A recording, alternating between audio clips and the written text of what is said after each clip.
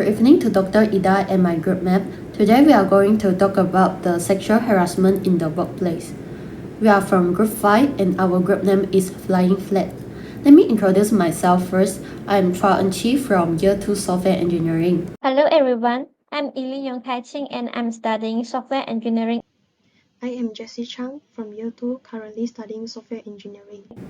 Now, I'm going to explain about the introduction for the topic sexual harassment at workplace. So, what is the sexual harassment? Sexual harassment is a global workplace issue ranging from unwelcome advances to coercion and assault. And this report will aim to examine the underlying causes such as normalized behavior, gender inequality, power dynamic, and victim silence, and will propose the practical solution for a safer and fairer working environment. By analyzing how these factors contribute to harassment, the report will seek to help the organization to understand and proactively address the issue. The proposed solution include developing a workplace sexual harassment policy, creating the self-reporting channels, and applying the bystander approaches to empower the employee intervention. And the ultimate goal is to foster a safer, more inclusive, and equitable workplace. Next, I was in charge of presenting one aspect of the problem, the normalization of sexual harassment behavior. Sexual harassment in the workplace has been a long-standing issue due to outdated ideas that downplay the inappropriate behavior. The organization have been sluggish to address this action, often due to lack of awareness or reluctant to recognize the seriousness of the problem. And this will create a culture of silence where the victim will fear retaliation, meaning they are afraid to face the negative consequence if they report misconduct. The normalization of the sexual harassment is perpetuated through the organization tolerant ineffective policy and cultural attitude that minimize the seriousness of harassment. According to an EEOC study, 25% until the 85% of the women will experience harassment, but many incidents will go unreported due to fear of disbelief, blame of the career repercussions. And this environment of impunity will allow the harassment to remain free from punishment and further reinforcing the normalization of such behavior. And that's all for my presentation. Now I will pass the presentation to Eileen. Thanks Eun-chi for her wonderful presentation. I'd like to give some background information about sexual harassment in the workplace. The term sexual harassment emerged from North America in the mid-1970s to describe experience that primarily affect women. This problem is a common problem rooted in the presented gender inequality and power dynamic. Historically, social norms have favored men over women. As a result, it has been assumed that men are better suited for professional roles. Now, let's move on to the next slide to see a chart. The chart compares the wage disparities between men and women across different racial and ethnic groups. The data is based on annual median wage of full-time, year-round workers sourced from the U.S. Census Bureau's current population survey. Now, let's look on the chart.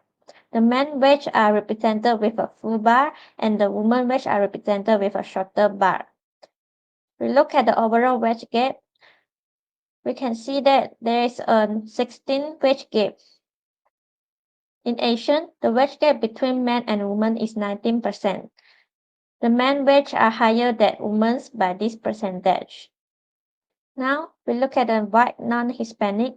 The wage gap is the largest among the group listed at 20%. Again, men's wages are significantly higher than women's. In black, the wage gap is the smallest among the group listed at 4%.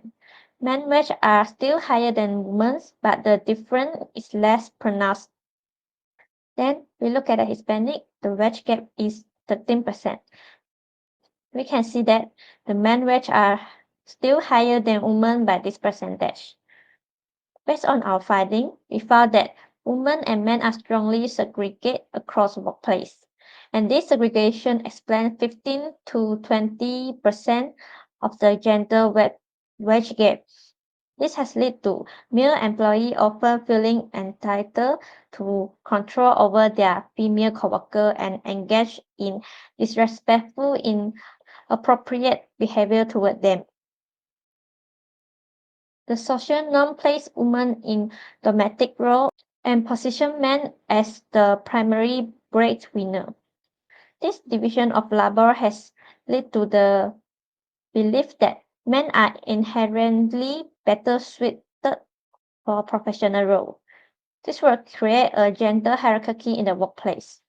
And this hierarchy structure creates an environment of power imbalance that can manifest itself in sexual harassment. As we can see from the table, the percentage of women that have sexual harassment experience in the workplace in 2018 is 81%, while the men is 43%. Obviously, we can see that the percentage of women is more than men. In many professional environments, men hold more senior and influential positions, which enforce power dynamic that can lead to the exploitation of women. This powerful dynamic often makes it difficult for women to report harassment without fear of retaliation or further discrimination. Now, it is Jesse's turn to talk about the next part.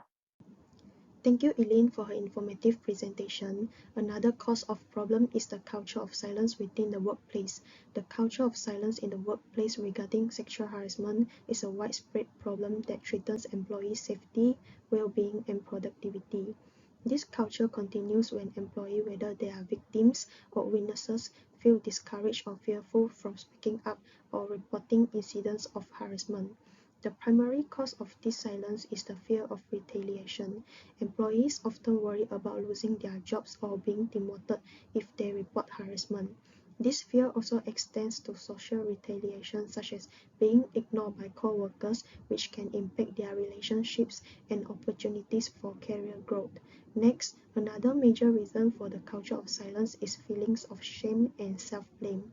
Feelings of embarrassment and shame might keep victims from speaking out about their experiences as they fear being judged or labeled negatively by others. Besides, it can be challenging to speak up in environments that prioritize team unity and loyalty too, where speaking out can be seen as a betrayal. The lack of trust in the reporting system is another main factor contributing to this silence. Many employees do not believe that their complaints will be taken seriously or handled appropriately.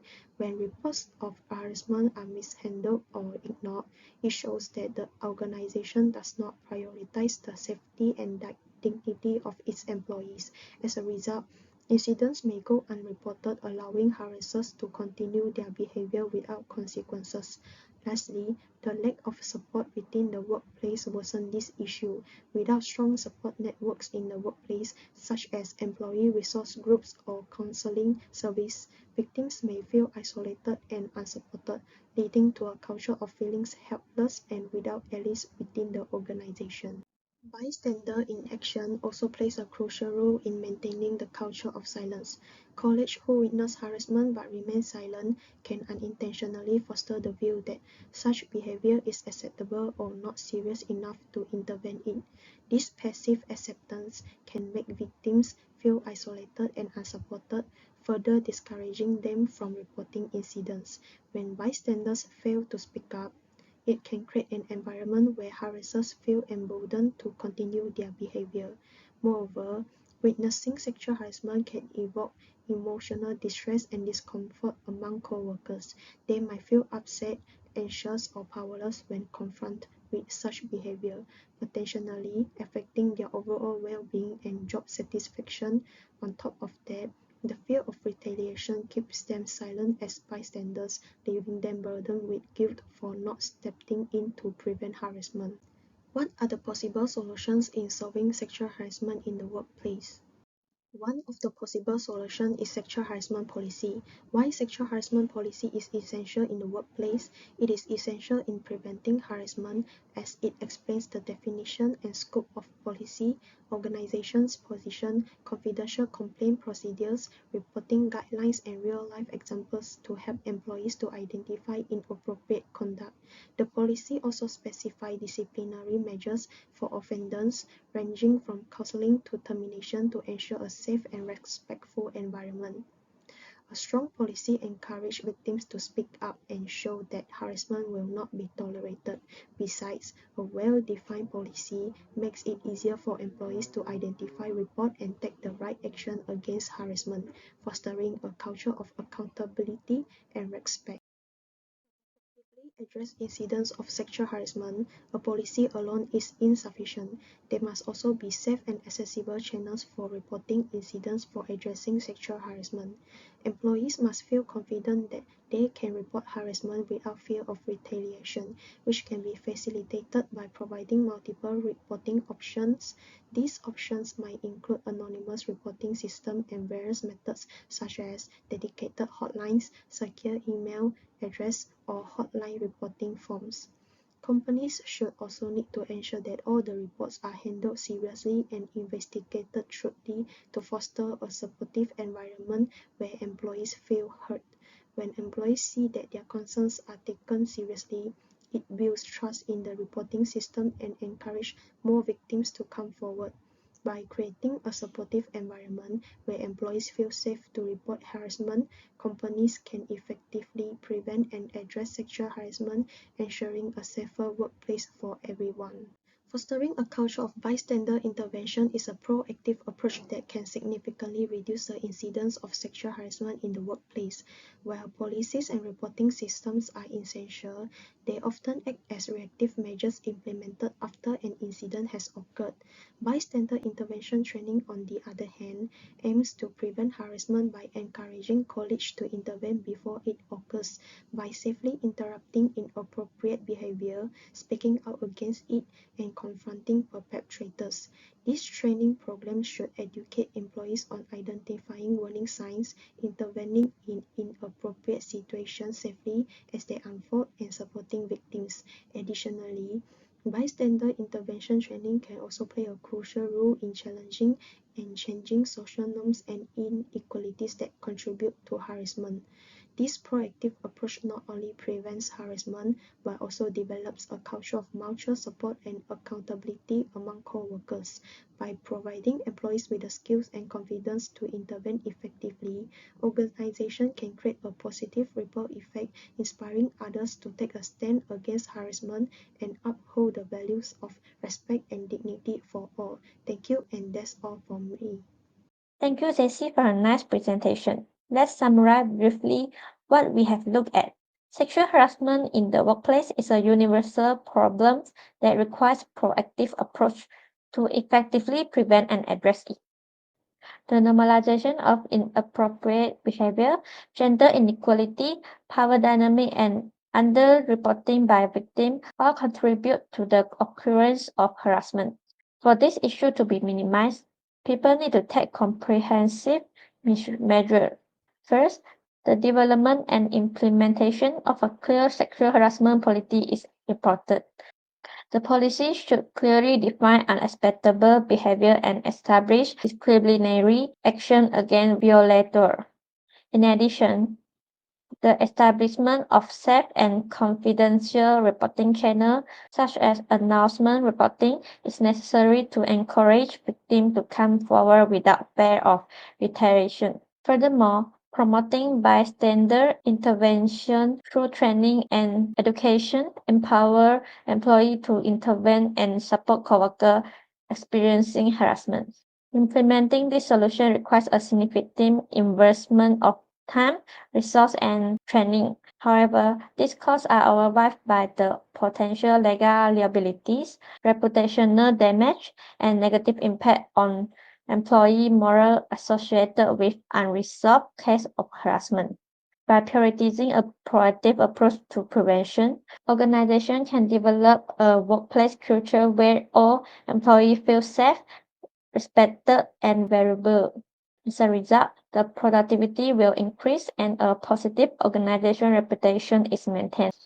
This is the end of our group oral presentation. Thank you very much for your kind attention.